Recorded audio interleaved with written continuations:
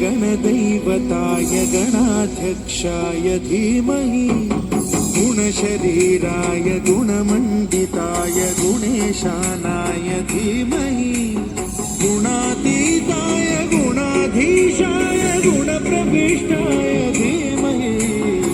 एकदन्ताय वक्रतुण्डाय गौरीतनयाय धीमहि गजेशानाय भालचन्द्राय श्रीगणेशाय धीमहि एकदन्ताय वक्रतुण्डाय गौरीतनयाय धीमहि गजेशानाय भालचन्द्राय श्रीगणेशाय धीमहि गानचतुराय गानप्राणाय गानान्तरात्मने गानोत्सुकाय गानमत्ताय गानोत्सुकमनसे गुरुपूजिताय गुरुदैवताय गुरुकुलस्थायिने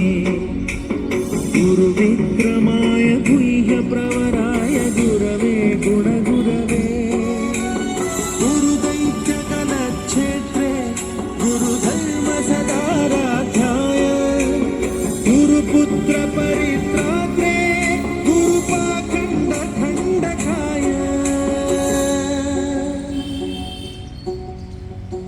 गीतसाराय गीततत्त्वाय गीतगोत्राय धीमहि